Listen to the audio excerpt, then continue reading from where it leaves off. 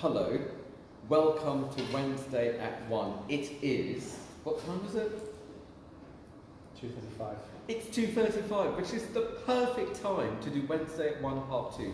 So Liam, typical Mercury retrograde, got stuck in traffic and then you ended up parking in Covent Garden. I did, yeah. That must have cost an arm and a leg once you finally got into town. Yeah. And then there's the whole congestion charge. How does that all work? I think I've sidestepped that. I think it's just the parking charge as a No. London extra. But, you know, I love it. Love Good. London. That's the deal, right? So Liam is not a Londoner. You live in the Midlands now. Originally from Berkshire, and I'm in the Midlands now. Yeah. So you've gone from Berkshire to the Midlands. I have, yeah. And what are you doing in the Midlands? You're running a... I'm running a large care home. Right. And I do a bit of writing for leadership in care. Oh, really? Yeah, yeah. So this is Liam's book.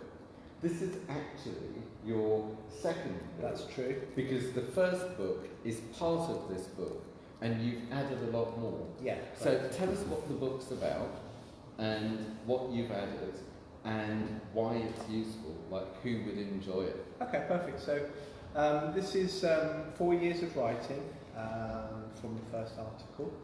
As Kenny said... I remember your first article. It was in LinkedIn, wasn't it? That's right, yeah. And it went down the store. Yeah, it did go down quite well, yeah. And true. because you did so well, I'm guessing that's why you thought, I kept going, yeah. Exactly. nice one. Yeah. So you're meeting demand rather than trying to be special.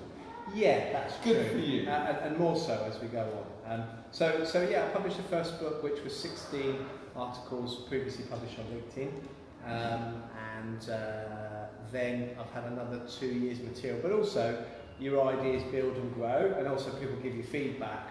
So, I mean, every time you put an article out there, you know, it's like your heart's in your mouth, because are you going to be shot down, imposter, all that sort of, you know, who am I to say, who am I to have a voice, it's all this stuff. I find that my most successful clients all have imposter syndrome. Did you feel that? Every single time. It's scary. Every time. It's terrifying. Yeah. It's terrifying. Yeah, because it's just terrifying. Because by doing it, it creates this sort of extra identity as a creative, as a writer, as a blogger, whatever you call it. Yeah. So your confidence builds one by one, but then it only takes a few authorities to hack your ideas to pieces. Yeah. And then you're done. Yeah. You know. And it sounds like you took that as feedback. Yeah. To develop the book. That's true. And that's what you've done. Yeah, that's true. That's very true. I was fortunate, after I did the first one, I spent a year trying to meet the head of the regulator, who is the Care Quality Commission. So it took a year to get to meet her. I got to meet her, and wonderful lady called Andrew Sutcliffe, Chief Inspector at CQC. And by chance and coincidence, I think, the findings of my book mirrored the findings of 24,000 inspections. Thank God for that. Thank the Lord. Thank the heavens, thank whoever. So you found a twin flame. So that was very fortunate. God, that's amazing. Yeah, I was very fortunate with that. So that was really helpful. So I wasn't a million miles away with my writing, so that was good. And how long did she take to do her research? That was over a couple of years. She did 24,000 inspections using a very specific model, and then you can distill it and what the findings were. And very specifically, non-care people, people can get this, non-social care people. So basically, they have a model which is based on the lived experience. Okay, so the 5 questions they look to ask, and I won't get technical, I promise, is the service. Right? Is the service caring, safe, effective, well-led, responsive? It's 5 questions they ask, and behind those questions is a set of stuff they're looking for. Right? So think about it: caring, effective, safe, well-led, responsive. So what they found is the homes that were well-led and effective, which is management skills. The homes where those 2 were rated as good, usually everything else was good. Right. So in other words, if it's well managed, No big surprise, it's well managed. It's either well managed or it's not well managed Yeah. in normal language, right? So that was the findings of my book, which is teach managers how to lead. There is an art to it. So you got into the bits that really needed to be explained and revealed and handheld. Yeah. Because if you've got this bit, Yeah. then the rest fits in. The rest follows, exactly. And this is the bit. Did you intend to do that? Well, because I started managing care homes, what was interesting was the aspirations of the sector are we want everything to be perfect and great, but the people doing it often have come up through the ranks. They're often carers, which they've got very practical skills. Often they don't have communication skills. They've not come across management models. So there's a disconnect between the two. What the industry wants and the people doing it and how equipped they are. So, and when this came out, do you feel you built a bridge, or did some people kind of rebel and say, wait a minute, was everyone on your side? No, far from it. I mean, I was just a kind of, because you've got the established voices in the sector, so I kept, kind of shoehorned into it in my 40s, right? So I've not come through the ranks, so there's these voices and authorities. It's a big sector, massively growing, right? So I was kind of, I wouldn't say I was like a little gnat, come from nowhere, just flying around. I was thinking more new kid on the block than a gnat, but I like a little gnat,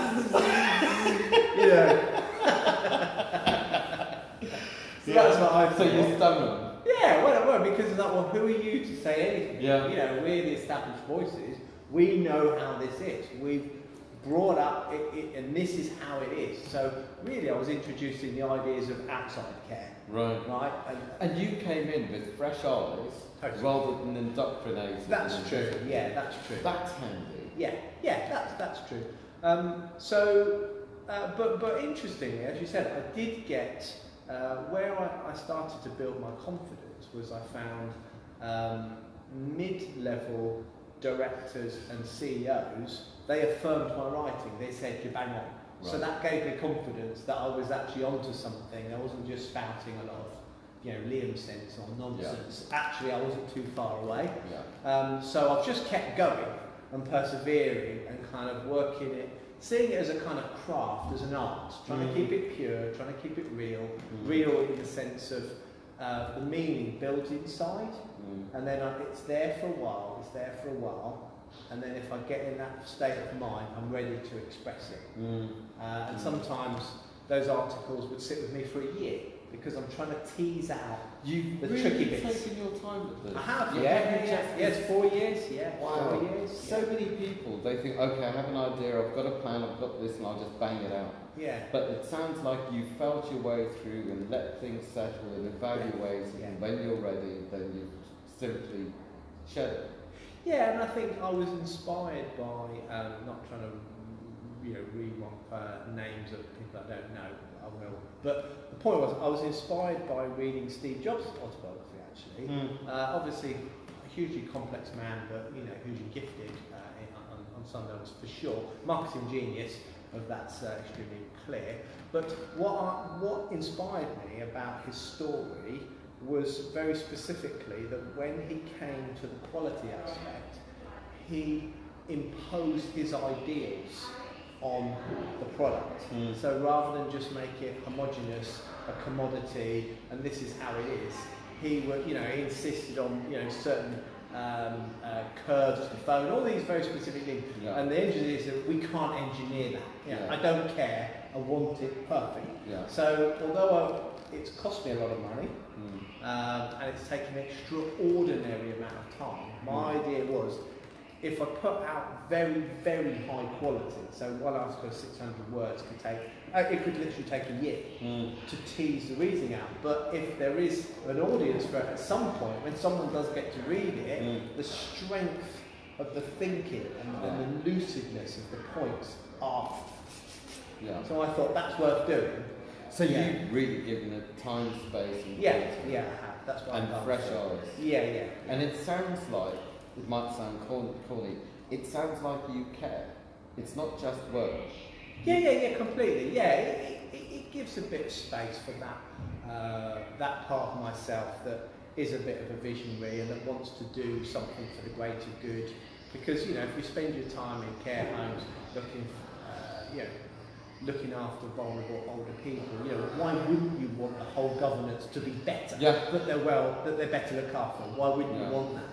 So, have you come across any, and mentioning no names, no company names, no anything, what kind of, because I've heard so many shock horror stories about the way people are mistreated, or not heard, or medication, or dirt, or bad food, or... Yeah.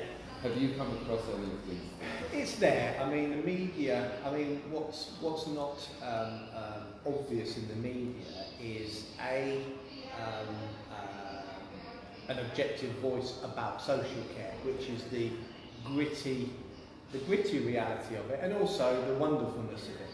You know, it's both. You know, it's I am light and I am dark. It's both. Yeah. You know, it's not either or. I think the consensus for most of us who've worked in social care for a while, I've been fortunate enough to work in a sort of quality side where there's some money in private payers and standards a bit higher overall. So yours has all been private? No NHS? More private. So you've got experience across the board? Yes. But yours is more private. high-end? Yeah, more and private. Companies get you in to run their care home? That's true.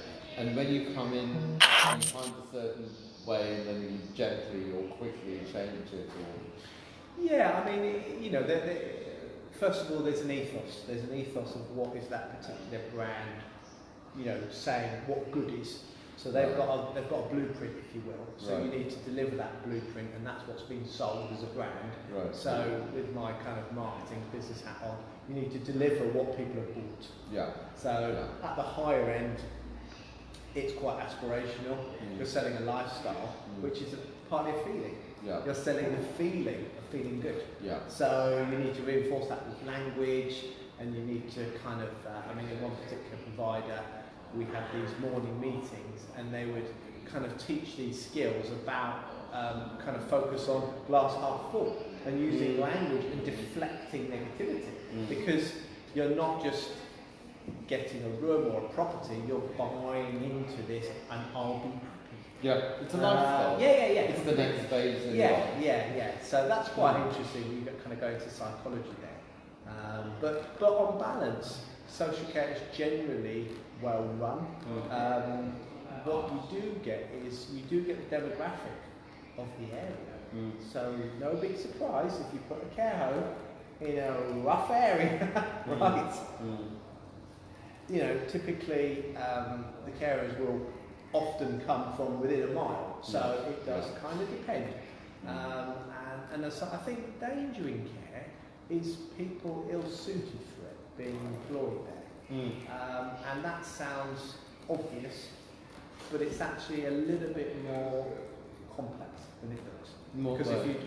Because if you have, say, 20 residents in your care, which would be small, I'm used to kind of 40, 60, 80, then you need a specific minimum number of people on every shift to make sure they're supported with personal, you know, stuff, getting up, being washed, you know, depending how much support they need. So, if you need 4 people every morning to look after those 20, which is 1 to 5,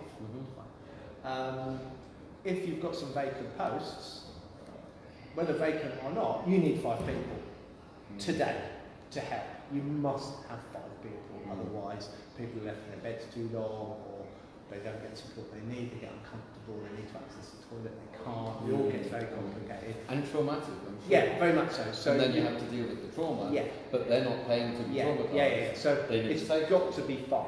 Yeah. So then the complex bit comes, if some people leave, you've got to cover them with agency if the staff can't cover it. So do you do a lot of agency work? Not much where I am, so because I'm always about taking agency out. Right. Because then you're bringing strangers in who don't know the residents, and then that puts pressure on the existing staff. So if you've got those 5 people, 3 know the residents and 2 don't, 3 carry the weight of the shift. Now, the complex bit, and this is where I think you need integrity and a bit of charm and a bit of leadership, is Therefore, it's tempting for managers to employ anyone because that stops agency, which stops making a loss, and it stops bringing strangers into the home.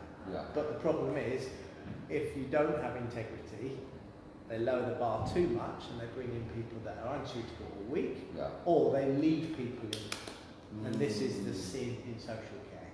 It's leaving people who don't have a good attitude in. Once they're in, how easy is it to get them out? So you've got overt and covert behaviours, right? So overt, if they were saying, F you in the middle, well, that's nice and straightforward. But human nature is a bit more complex than that, as you know more than most. So if someone wants the job, they're not going to do that. And the complexity is that the majority of the time they're doing the work unsupervised. So you can't see what they're doing. And that's the complexity. If they play and show you what you want to see, you might not know. And do the residents usually tell? Well, if you know the area well, and if you're tuned in, and if you're interested in the stuff we are, which is self-awareness, being clear in your emotions so that you can be aware of other people's emotions. It's not too hard for empaths, I would say, but there aren't that many empaths in care. Really? No, there are some. That's quite a surprise. Well, there are some empaths who are carers, right? But often empaths don't always have admin skills. They don't often, go up to the management levels.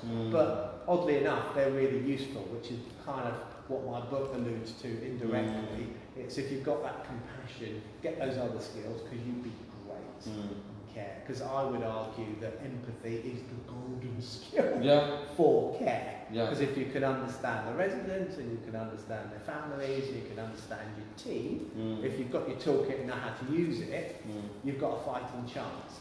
What often happens is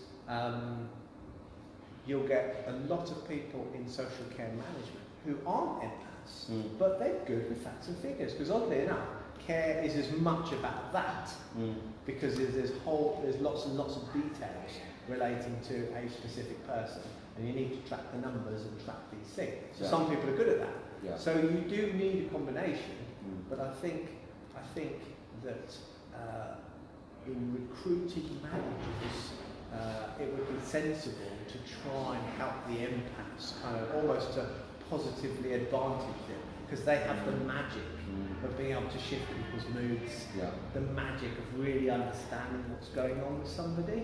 They're going beyond the words. So I think it's a golden skill for care. And the way that you talk about knowing the family, knowing the individual, knowing the culture, it's a relief to hear, because very often I hear so much fear about care homes where everyone's a number and no one knows individuals, and no one really makes it a joyous or even an intimate community type experience. Brilliant. And what you're saying is quite different to that. And that's where you and I are on the same page. We're empaths, so we get the greater good, the higher levels, and not higher in pride, but higher in terms of the higher needs of the individual, which is connection, community, purpose, belonging. Right. So how I reflect that in what I do, and I'm far from perfect, but I embody some good values, I hope. So one of the things I'll do with that is on recruitment, I will specifically recruit for kindness. I will recruit for kindness and that personal warmth, and I don't let anyone in who doesn't have it. Right? So I had this, and I'm a tough gatekeeper. So I had this lady. She had a level 3, which is considered sort of supervisor level. She had zillions of qualifications and certificates, and So she was coming into a lowly care home, my care home that I run, and she was like, "Well, this is a done deal. I'm, pretty much overqualified." And she was, she had all the right answers for everything, but she was cold as hell, right?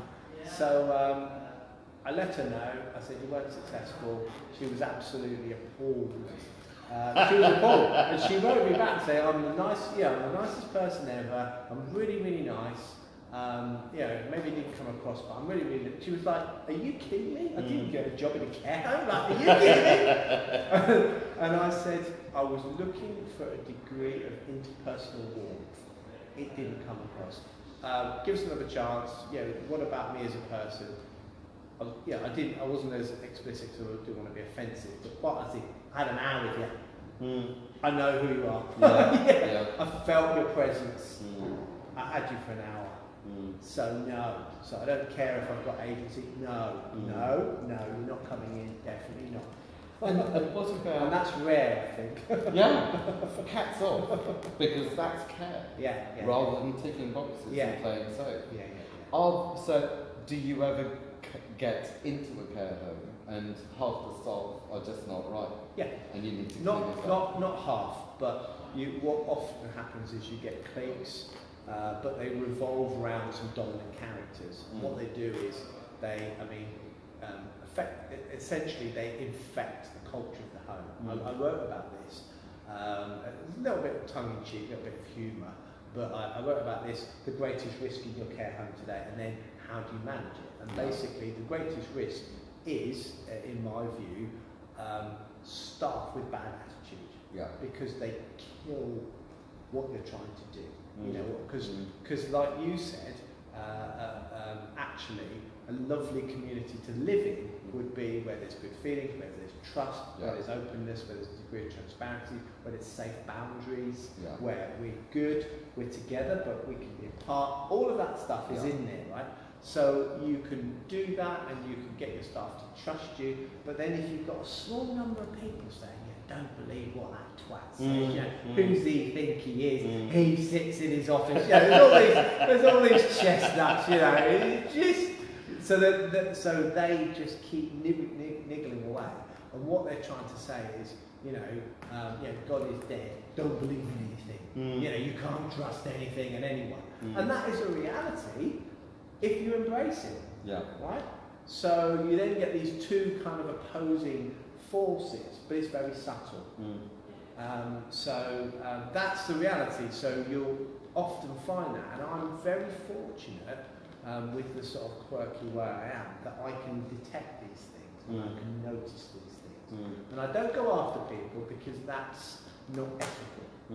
But without failure and without exception, those people are dealt with one way or the other, because they'll manifest what they are at some point. And I'll be very polite and I'll say, this is what you're giving me, this is what I need. I need you to go from here to here, and I'm willing to help you with it. And usually, if it's done well, they're absolutely horrified that someone's actually had that conversation. Because I've been a mirror to them, but I've been an accurate mirror. I've not gone after them, I've done it with compassion, but I'm not messing around. And I'm saying, this is you now, this is what I need, let's talk about this. And usually they don't accept it. I'm not that. Or they'll say, yeah, of course you can have that, but they're unable or unwilling to play ball. They usually, no, this is me, take it or leave it. And quite honestly, I'll leave it. So you're talking about, on one hand, care availability and that softness. On the other hand, what you're talking about now is high-level management, but also coaching them from A to B. Yeah, correct. And having enough boundaries that you take care of the people in your care, rather than colluding and selling out to just get a job done. That's impeccable. So the book's called Leadership Secrets for Care Home Managers. The way that you talk, it's all of that in here. Exactly. All in here. That's across the board. Now, would you say that there are people in care home that shouldn't be in care home, or does it not work? As in residential staff? Residents, because we've kind of talked about the staff, but... Do you know what? I think I have mixed feelings about this. What's very clear is that almost nobody will ever get in a care home by accident or by default. It's because there are no other options that work. Okay, so the idea that they'll shut me off to a care home is sort of half true from a couple of decades ago. That doesn't happen. Okay. So that's old. That's proper old. old. That's old. Yeah, it is. So would you say that none of the people in your care, you run one at the moment? I run one, that's right. None of the people in your care home are just thrown away, disposed of? No, definitely not. So the cost is way too high. So they are buying a certain lifestyle rather than waiting to die. It's being alive until it's time for the Grim Reaper to show up and maybe not be that grim after all. Yeah, I mean, you've got two quite distinct, let's see, almost two. Yeah, you've got two quite distinct groupings that end up in a residential setting in some form. Okay, residential as in a permanent place. So one is people considered to need what's called residential care, which is distinct because it's not nursing care. Yeah. So it's a lower level of support. They may have some medical needs which district nurse will look after, which is kind of provided by the government. Yeah, so the district nurse manages the clinic, or they'll pop in, you need to bandage change and stuff like that. Right. So residential is a lower level of actual need, okay? And you'll get people with health conditions that can't really look after themselves. They need some help. And this is where home care has been exhausted, or they've had home care and they're just lonely as hell. Because having a 4-bedroom house with a nice garden on your own every day, with 3 care visits for 20 minutes is a bloody lonely life, right? So actually, they might come into a residential setting to deal with their other needs of being, I need community, I need people to talk to me, I need help with my washing, my cooking, whatever. So it could be for isolation. Those who have the means to can come into residential. So that was the dream of elderly care. The fast-growing part of elderly care right now is nursing care. Nursing care because of A, the people are living much longer, but B, conditions don't kill now. So what happens is people have got lots of conditions being managed with lots of medication, and they're still alive. So do people sometimes leave your care home to go into a more medically equipped if their needs go higher? Or does this come in? Yeah, I mean, basically, I'll talk in generality today rather than my specific care home, just to sort of make a distinction. Basically, many care homes have a residential setting and a nursing setting. At a certain point, their needs change. They have an assessment, and what they say is, right, this person now needs to be under the direct supervision of a nurse. That means they're going to nursing care, which is more expensive because of the staff costs of having nurses, and it's a higher level of scrutiny around their health, and more checks and balances, and a lot more intervention, I'd say. And a fast-growing area within that is kind of dementia, memory impairment, and nursing. Which is a tough place to be, because it means people have got lots of health conditions and they've got an impairment. But nursing, often for people 80s and 90s, late 80s, 90s, is a point where a certain group will often need nursing care. Right. And then that certain group are more susceptible to memory impairment, like dementia. So often those two come together, and they can't cope at all at home. They can't cope physically, and then they can't cope mentally. So those things are growing more than your, the kind of nice, happy, residential sort of let's just be old and going into the sunset. Wasn't there a movie with some top older actors and actresses based in India? Yeah, there wasn't there? Yeah, what was it called again? Marigold? Yes. Something. I didn't see it. But it was great. I loved it. It looked cheesy, but that could just be... And I guess my experience of that on the other side was when I worked with dying people in Calcutta with Mother Teresa. And do you know what? I wonder whether it's similar for some of your residents. People used to say that these guys, because they're the poorest of the poor, otherwise they wouldn't be with Mother Teresa, they are having more luxury and safety. This is the best, most nurtured part of their lives before they die. Would you say similar for some of yours? I think... a bit unfair on their families to answer that, maybe. Well, no, I think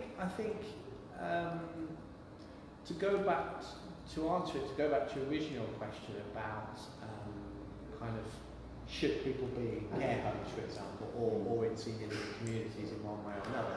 I think what's not often understood is that people that are very poorly often will get dramatically better when they come to care, which the media never ever picks up on.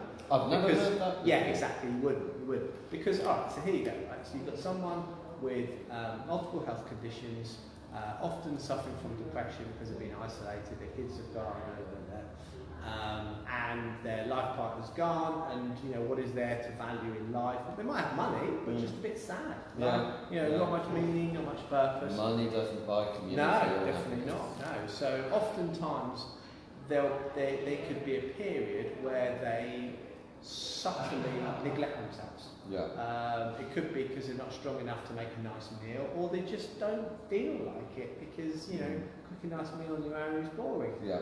So over time, their health deteriorates. So what happens in a decent care home, which in my experience is the majority, is they'll get lovely warm food. Everything will be cooked fresh. They won't have to go do the shopping. The clothes will all be washed. They'll be ironed. Someone will make sure they'll have their hair cut, their nails are done, they'll get access to a dentist, a doctor. All of that happens in every care home. Wow. So that's dramatically better than someone slightly or a lot self-neglecting at home. Yeah. So that's why the health improves. Yeah. The GP will be round, the nurse will be round. So it's not just social, it's the basic Yeah, needs. it is, yeah, it is. And what I was surprised to hear, it never crossed my mind, I wondered that if you're in a relatively expensive care home, then you'd be paying private medical bills. But you're talking about the district nurse coming in. Yeah, there's no private medical bills. That's great. And is death a taboo subject? How do you manage death? It can't be because it occurs from time to time. You know, Everyone's going to go through it. Well, but if you're looking after, you know, a group, you know, in a care home, yeah, it's going to happen more often than, because it's not a representation of the community you're in. It's all the older people who can't cope, who want to live in that particular establishment and have that particular funding. So, yeah, I mean, I made my peace with it when I first ran a home with dementia. When we talked quite a lot a few years ago, which was, in Northampton at the time, and I was full of these ideals, and I'm going to make a difference, and all this sort of what I'd call tosh now, you know, well-meaning, but you know, part of the journey. Yeah, pretty much. And there was 40 people living with dementia, but it was these sort of mid to latter stages, which is the serious stuff, you know. The lighter stages can be like a sort of forgetful uncle type of thing. The mid to latter stages is more serious symptoms and more serious behavioural changes. And if you're not familiar with it, it can shake your sense of humanity to the core. And I went round, which I wrote about a bit, and I thought, I don't know if I'm strong enough. I don't know if I'm strong enough to try and lift the spirits of these beautiful people. I don't know if I've got enough love inside to do that. You know what I mean? That's very real and honest of you to even explore that and find out. Well, because it's a real need. Either you can or you can't. You know, and if you can't, then you've got to pretend. And I try not to do that. So first of all, I was taken aback by the level of need they had, and I thought, I just don't know if I can do this. But then I thought, if not me, then who? Yeah. And I might not be anything special, but someone's got to do it. Someone's got to. And come from the right place. Yeah. I thought, well, I'm not the best, I'm not the worst either. So I thought, well, I'm here, so let's have a go. Great attitude. So, how do you manage death? Because people surely, on a regular basis, are grieving the loss of their friends. Yeah. Do you know what? I think what's, oddly enough, I think what's harder for people in older age is loss. Is loss in general. you know, this kind of last winter years, I think the harder part is loss of faculty, facility, looks, health. Not always, but a degree of loss there, and you know, lots. The older they get, the more people they know have died, and longer away was their parents going and stuff like that. So I think the loss is really, really hard to deal with for people. I think death. My way of dealing with death is to effectively say that because we don't know how long it's got, then to live and love every day. You know, to what a great attitude. Because we don't know. So it's about here and now. Yeah. Rather than, are we being pissed? They need a chat. Oh, they need the chair. You need the chat. Or do they need a chat with you? Sorry. When did you, I'm going to chocolate because they're talking. That's all right. When did you chocolate them? Where? From where? Oh, from there. Oh, okay. Just put them back on your Sure. I just somewhere outside. Oh, that's cool. Thank you. Do you know what's really cool? Is I love it when we're asked to leave because we're naughty boys and we get busted. But all he wants to make sure is that he gets his chair back. Fair enough. So we're at RSA House. They've got events going on all the time. What were we talking about? Well, so it's about how to do loss. loss. I think is a greater reality to people in that final stage of life, and then death. My response is to live and love fully, because then I've got it covered.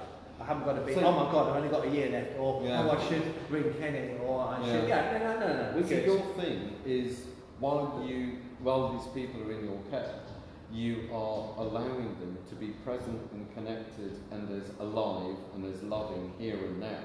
Yeah. Rather than being full of fear of the future or pain or whatever it is. Yeah, well, well, you know, I think that this is what some of the constructs brought into social care do really, really well.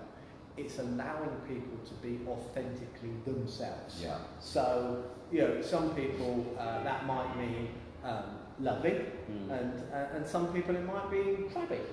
But it's being authentically them, which I think is the important thing. It sounds like you're developing a grounded, real, connected to life personal development seminar.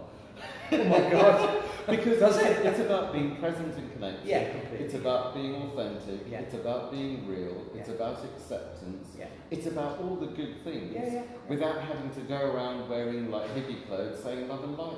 Yeah, you don't have better? to. Yeah, you don't have to. Yeah, and I think that's, you know, I think that's better, because otherwise what we can do is we can effectively project our ideals onto other people. Exactly. And project you're a lovely older person. Well, I might be, and maybe I'm today, but tomorrow I won't be. Yeah, and I've got the right not to. Yeah, completely. So get to know my boundaries rather than patronise. Yeah, exactly. And that's another big thing, especially with the older men that come to the men's groups and we talk about care. Yeah. And even before we talk about care, their issue is I don't want people to smother me or to belittle me. I need to be heard. I need to be respected. I don't need fixing. And the disrespect that so many older people get, and you know, there's that's just a grumpy or lovely or harmless or whatever little old person. Well, actually, it's another person that should probably bite you. So be respectful and get to know, rather than project it. Well, and this whole understanding is effectively we're taking the wisdom from meditating on old age and we're bringing it into the present midlife. Yeah, we're all right. Exactly. But here's the interesting thing: that same thing bit me relatively recently, where I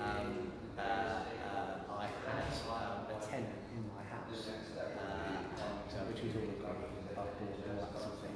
And he was around 20. Nice enough chap, you know, quite interesting, you know, and stuff like that. But what was really interesting was that at the time he was, you know, very arrogant and knows it all and convinced he knows it all because he can Google. It's just a nightmare, and he's highly intelligent. So I thought that, you know, he was here for a fixed amount of time, so I thought I'll show him a bit of the city, and he wants to be a high-level person, and he wants to get into stuff.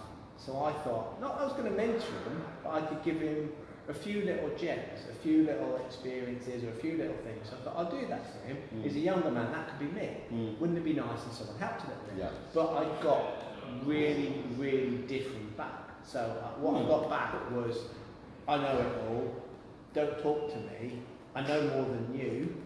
I got all this strange stuff back. Yeah. But what was good was that remembering that I created it because of my expectations, right? And then I made assumptions on those expectations. And eventually, because he effectively wanted me to parent him a little bit. And I thought, no, that's not what we're doing here. Yeah. You know, you're a tenant, you live in my house. Yeah. That's it. I'm not parenting you. Good. So I refuse to do that. Very self-aware of you. Good on you. Well, I got there in the end, so it hurt a little bit Yeah. because I had expectations that weren't met. But what was great was I took a little bit of time with him because I do care about his well-being, and he means well. He's just tuned out. He's really tuned out. He's in his head. And we were trying to. I was a mirror, and he'd done the same thing a few times where he just wouldn't let me speak at all. And so I backed off. I thought, you know, if you want to deal with adults of my age, you're not doing great here. So I thought, let me persevere for his own good. So I tried it again. It was like the last time. I said, did you notice this has happened a few times as a pattern? Did you notice? He said, no, I didn't notice. You know, and the bit I said to him was trying to get that balance right. The bit I said to him was, you know, I'm you plus 25 years as an adult.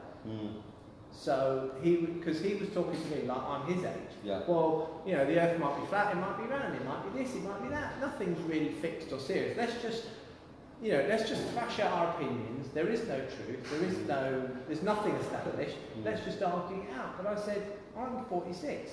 So I've had 25 years to work that stuff out. So when we have a conversation, I don't talk like that.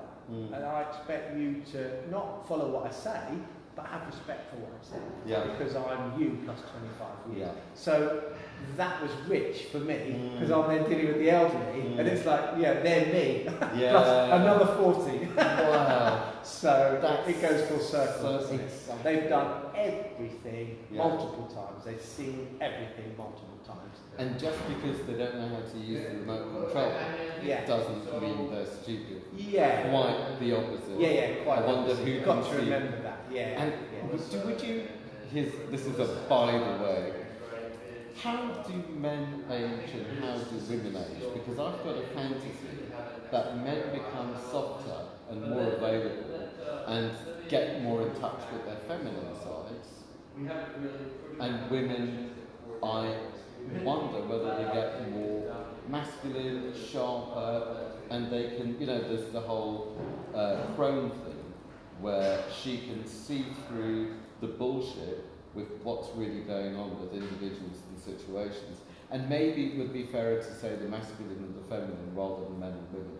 But are there any patterns, would you say, as men or women or people age? I would say that, the constructs for me are slightly different. So I think to try and map them back to what you've just said, I would say you've got the sense of person and self, right?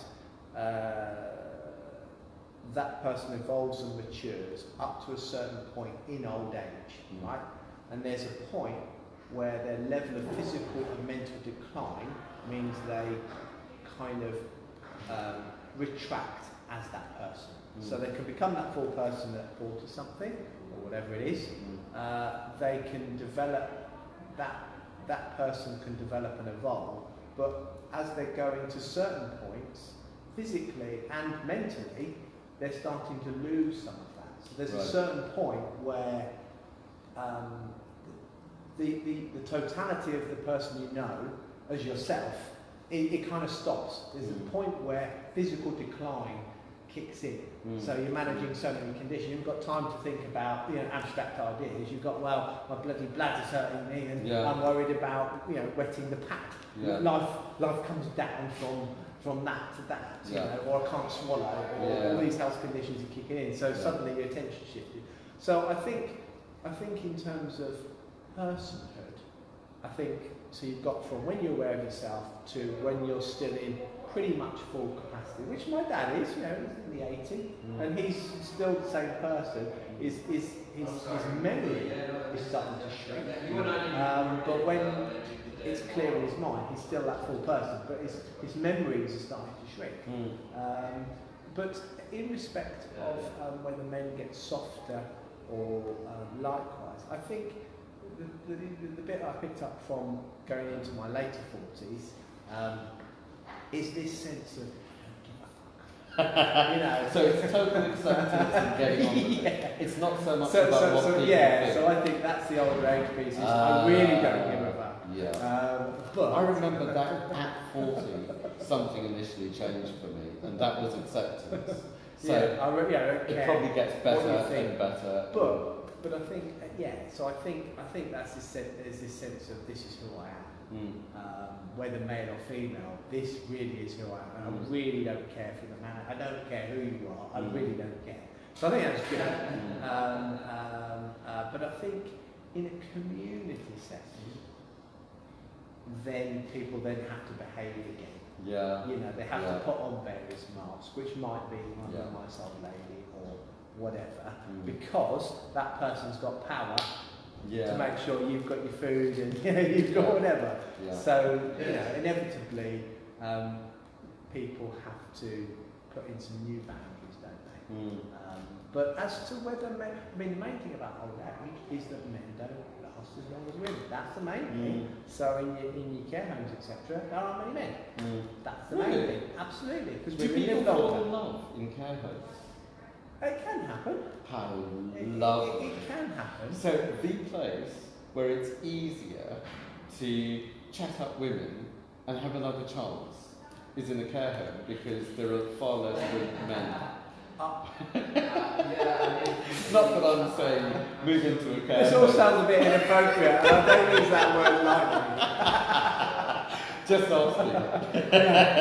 I think it's a little bit of a fantasy. I think you know, in considering that idea of when you're fully your own person. So I think in a sort of retirement type setting, that would be bad.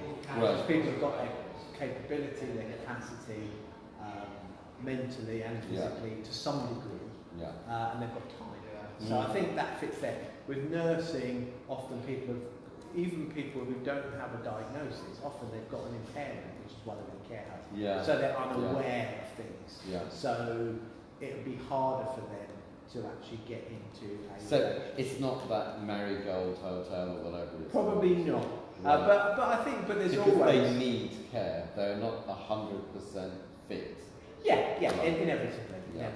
Fair enough. But I think the guys, for the lovely, often lovely older ladies in care, the problem is the guys have died. Yeah. Because they die early. That's the the stock of them for those women who've got plenty of wit and whatever is still there, is that they died. That's the problem.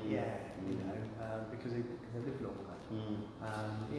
So where do people buy your book, Leadership Secrets for Care Home Managers? Yeah, it'll be on Amazon in the next 2 weeks. Oh really? Yeah. So it's just been released in Absolutely. How cool is that? Brilliant. Yeah. So can they pre-order? They can't, but it'll be there in 2 weeks. Right.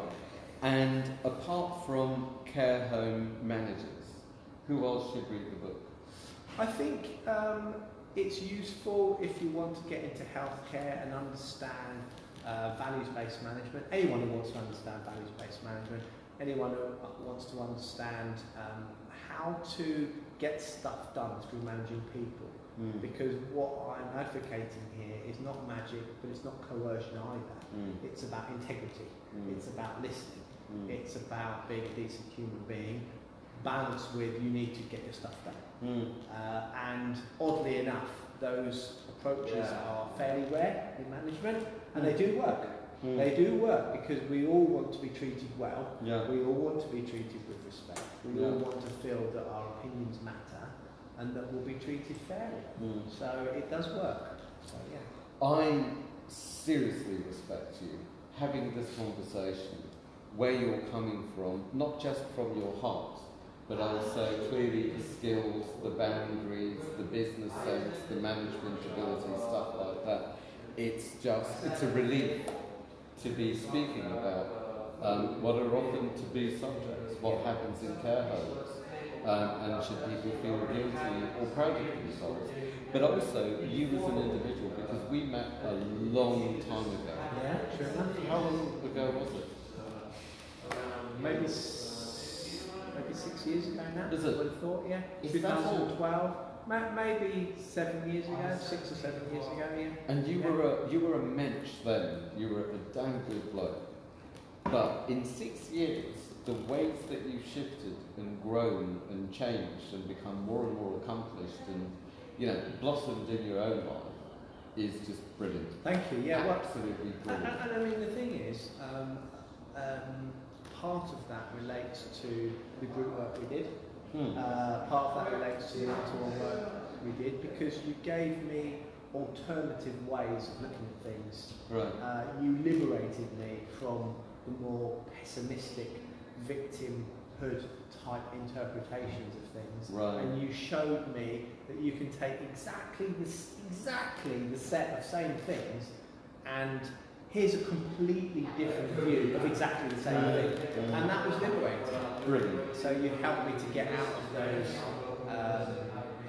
less positive patterns. So yeah, I credit a significant part of my success to that work we did at that I time. am so chuffed to hear No, that. that's true, and that's true too. That's amazing. Because Thank you I so couldn't much. have got there, because the negativity and those patterns The were result pulling me stuff. down. Yeah, they were Yeah. pulling me down. So it's enabled me to kind of pick up my energy and confidence. Well, listening to you, none of that's around. No, that's true. And it's not like it's being suppressed, No, but no. it sounds like you are choosing calm, present, and responding to what is, Yeah. with yourself and your integrity and your alignment in the centre of it. Yeah, that's true. I mean, I always remember when we were at the Shard, and I didn't understand it at the time, but you were using what sounded complicated language to me. It was this kind of being and not doing. Yeah. And I thought, what on earth are you talking about? What on earth are you talking about? It's like jiu-jitsu, what is that? But actually, maybe partly because I've got a bit older and I've reflected on that, I know what you mean now. It's bringing your personhood, your sense of self, your presence, it's bringing it out from hiding, coming out, as it were, as a person, and being an authentic person. Yeah. And the difference that makes, because if you present yourself as the authentic person you are, as you've said, it then frees someone else to do the same, and you create something different. And I didn't get it at the time. It's taken me a few years to digest that one, but at least I knew what to look for. And so that was good. to hear that I've made some difference and that you're living it and passing it on in so many ways to your residents, your staff, and your management, and God knows how many people in the book. Yeah. That's worth its weight in gold. Yeah. That's legacy, isn't it? Yeah. That's the legacy of your work, working together. Yeah. So how can people check you out and contact you? I'm not big on social media because, as I said to you before the interview, I focused on content, quality, meditating to create the best content for my readers. But they can find me on LinkedIn. There's an email address in the book. Right. So I'm easy to find. But I don't do pop chat. If you've got something meaningful to say, or you want a proper conversation, or something strikes you, I'm interested in that part of the conversation. Not just fluff. Yeah, no, Keep your fluff. Keep your fluff to yourself. We're real men here. Get to the point. Exactly. Brilliant. So Liam Palmer on LinkedIn. And do you know what? If I was older now, I'd be knocking on your door. Not to be your lodger necessarily. But it's a relief to know that there are decent people who are running decent organisations where it's a good idea to send your elderly so they've got the best. Yeah, for sure. It's just really, It is really good, important to know that. Yeah, it is good. And I'm guessing that people who work for, say, local government in the, what do you call them, the state care homes and things like that, might pick up a few tips and tools because maybe they don't have exposure to the quality that you bring in your organisation. Yeah, I mean, I think there'll be some people that are open, because when you work in this sector, you see what works, because really you've got two completely different ways of doing it. It's either back covering, low trust, territorial, which is very, very old-fashioned, but still pretty common. Mm-hmm. And then you've got this other model, which is trust, teamwork, integrity. Yeah. So it's clear kind of where I aspire to be, but it's for every person to choose, and they always choose. So what I'm looking at now is for the people that are interested in that message and care like that, this will resonate with them. The Brilliant. people that are over here, they'll probably continue to be as they are.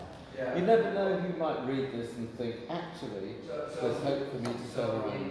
A few people have said they've been inspired, to be fair. Really? Because it's waking them up that they can do something. It's all about empowering people to say, come on, you can do this. Yeah. Come on, breathe some life into it. Yeah. Brilliant. Right, I guess we should stop. Yeah, let's stop. So, how do we stop?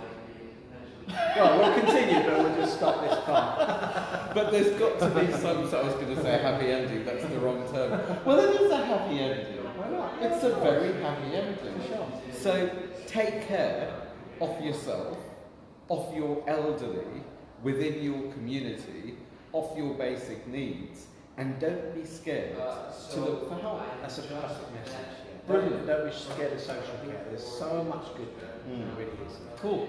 Thank you. That's Dean. okay. You're immense. It's been good. An honourable man. Good on you. Thank you. And it's goodbye from me, and he's probably pressed the off already.